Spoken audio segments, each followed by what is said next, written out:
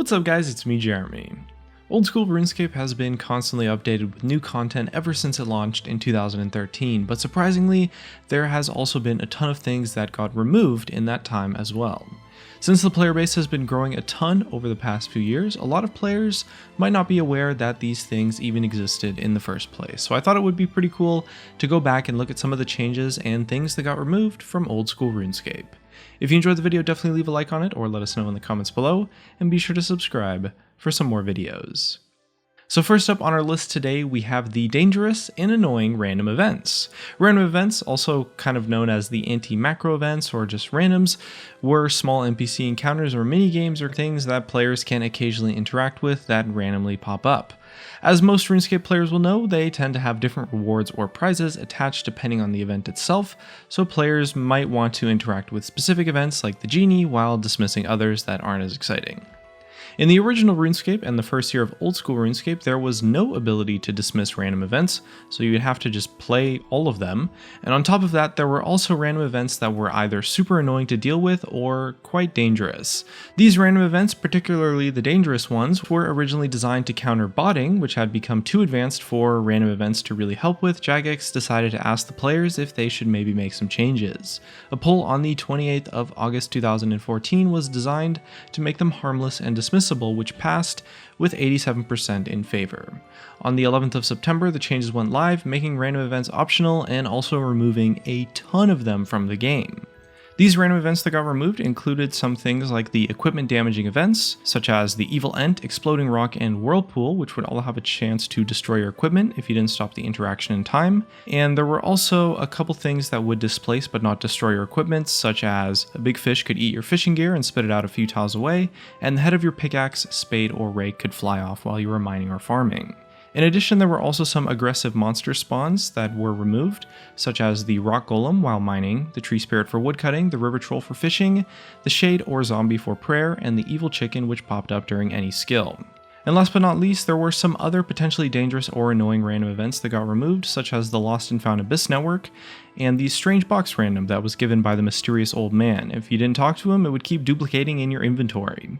Most players will also probably remember the Swarm, a weak but annoying enemy that would constantly attack you until you finally ran far enough away. But I think we can all agree that removing these annoying random events was definitely a change for the best. Next up on today's list, we have the Trading Post, which was a trading system released on the 10th of December 2014 that would allow players to buy or sell almost every tradable item. Players had 6 slots to post offers with, and it was accessible from any bank. The Trading Post, of course, worked like an auction house, so players could see who they were buying from and the other offers in the system. The Trading Post was removed a few months later after the Grand Exchange was released, which works in a pretty similar way, except players can't directly see other players' listings or prices, and it can't be done directly from any bank in the game. There were also quite a few interesting NPCs that got removed from the game. The first of these is Big Mo, who was a traveling salesman from Zaya who would sell a clue scroll to players for 50 coins each during May of 2015. The tier of the clue scroll and his location in-game changed every day, with his location being hinted at by the OSRS Twitter page. Big Mo left the game after his 30 days were up, and in that time he spoke to a total of 104,405 players. 88,527 of those players bought one clue, and 1,700 players bought a clue on every single day of the entire event.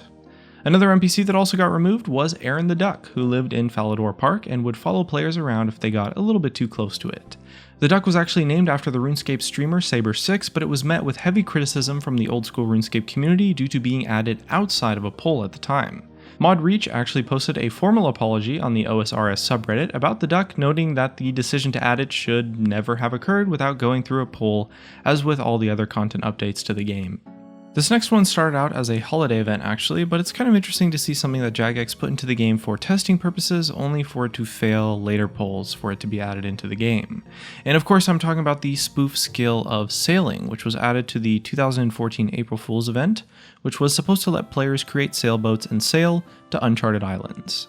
In August 2015, Jagex pulled it for real as a new free-to-play skill that would allow shipbuilding, navigation, and exploration activities. 3 different dev blogs featured updates and examples of the gameplay, and it was eventually pulled in September of the same year. With only 68% voting in favor of it to be added, the poll failed to reach the necessary majority and was not added to the game as a result. There have also been a ton of other holiday related stuff such as items, NPCs, music tracks, etc. that have been removed from the game, but Jagex has mentioned in the past that all previous events and rewards will definitely be available in the future. Having discontinued items is something that tends to encourage a black market and other negative aspects of the game that Jagex kind of just wants to avoid this time around. Next up on our list, we've actually got a music track that got removed from the game. This music track was called Massacre and was released during the World 666 Falador Massacre commemoration event in July 2016. The Massacre track was created by Mod Bond, and according to Mod Ash on Twitter, it was removed to avoid any copyright issues with Drakkar Entertainment due to the melody being based on Planet Hell by the metal band Nightwish. Now for one of the weirder and more obscure things that got removed from the game, it's the Mermaids Storage unit, located in the ocean south of Zaya. The Mermaids Storage unit was a location labeled on the world map, but it was never actually accessible in the game itself. On the 21st of January 2016, it was removed, with Modash joking on Twitter that the Mermaid Storage unit had finally sunk.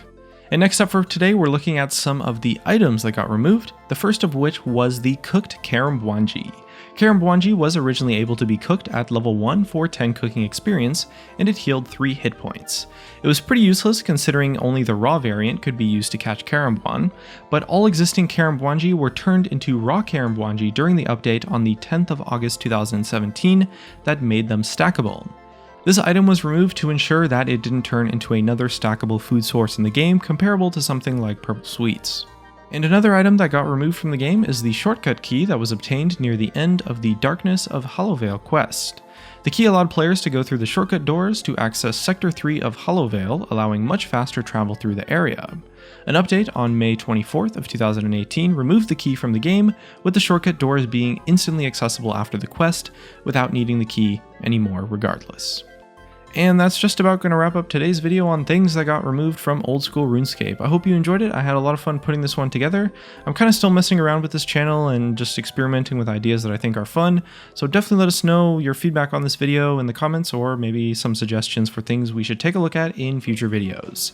Either way, looks like that's going to be it for this one. Thanks for watching, and I'll see you guys next time.